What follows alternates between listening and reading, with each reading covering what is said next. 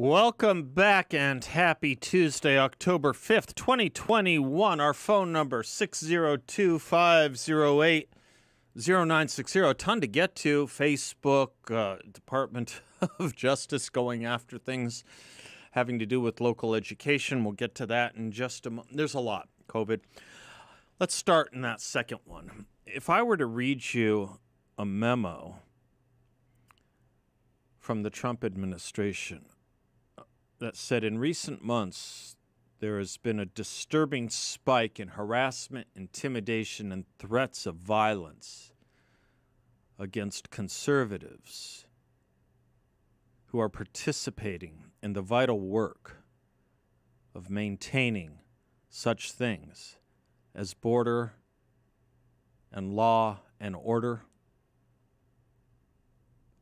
In that event, in light of this disturbing spike in harassment, intimidation, and threats of violence against police and law enforcement, it is worth the Department of Justice pointing out, while spirited debate about policy matters is protected under our Constitution, that protection does not extend to threats of violence or efforts to intimidate those individuals based on their views. They run counter to our nation's core values. Those who dedicate their time and energy to keeping our communities safe deserve to be able to do their work without fear for their safety. Coordination and partnership with local law enforcement is critical to implement measures to ensure their safety. If Donald Trump or his Attorney General William Barr had put out such a memo, it would have been called an impeachable offense. It would have been called a chilling effect on the First Amendment. But today's Attorney General and today's administration did that with regard to people speaking up at school board meetings.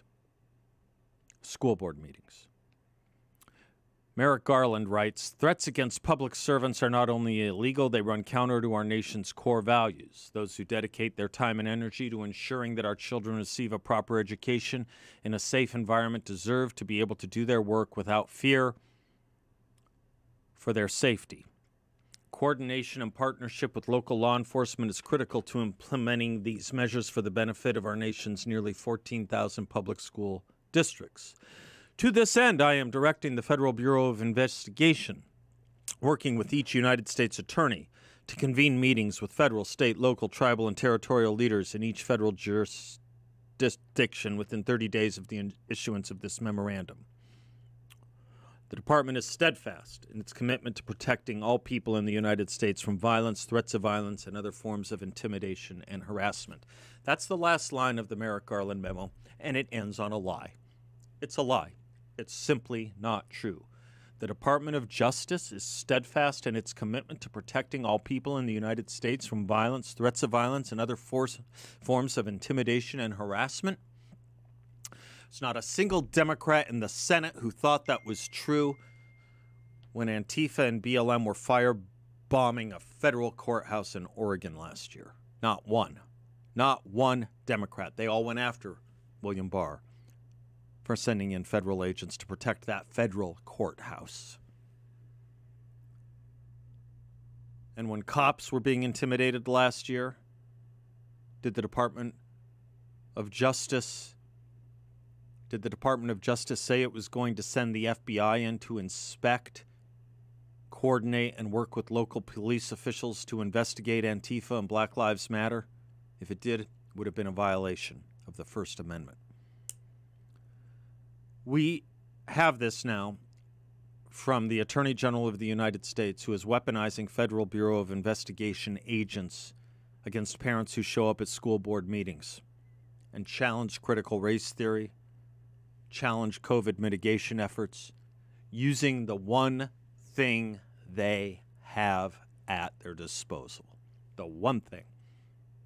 The petitioning of the government to redress their grievances. Showing up at a school board meeting. I don't know how many of you have done a deep dive into the history and origins of the First Amendment. But at its most basic level, and you get this even in Norman Rockwell paintings, at its most basic level, free speech was protected around the notion of the town hall meeting. People showing up and airing their grievances. Airing their grievances. That's what a Republican form of government meant. That's what a democracy meant. You have the right to challenge your government officials. And for better or worse, and now it's mostly worse, when we're talking about school board meetings, we're talking about government officials. People on the payroll. None of this sentiment. Protection does not extend to threats of violence or efforts to intimidate individuals based on their views. None of that has applied to people like Andy Ngo, who has tried to investigate Antifa and ends up in the hospital every time. None of it has applied to Democrats who deviate from the party line like Kyrsten Sinema or Joe Manchin, who have been intimidated for days on end. None of it. None of it is applied. What they're doing is they're going after you for challenging critical race theory. I have watched a lot of these school board meetings, mostly out of Loudoun County, but I've watched a lot of them. I have not seen threats of violence. I certainly haven't seen an invocation to imminent lawless action. What I have seen is parents frustrated that schools and school administrators dismiss them. That's what I've seen. What I've seen is a Democratic Party led by Terry McAuliffe running for governor in Virginia and by the Secretary of Education of the United States saying parents should not be first in charge of what's going on in the schools. They should not be the primary person whose views should be respected when it comes to the education of their children in the public schools. So the people in the school board meetings who don't agree with reinstituting racial consciousness, to put it no worse, and who don't agree with the COVID mitigation strategies of masking and vaccinating their children, where do you want them to go to air their opinions? Where do you want them to go to voice their grievances? If you're a Democrat, you want them basically to go to Hades. You want them not to have the right to do that.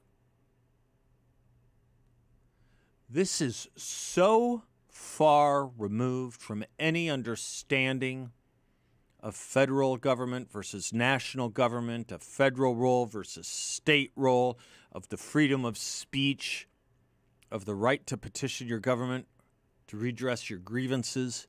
This is so far from anything a law professor or the Supreme Court would have thought possible 10 years ago that I don't have a word for it.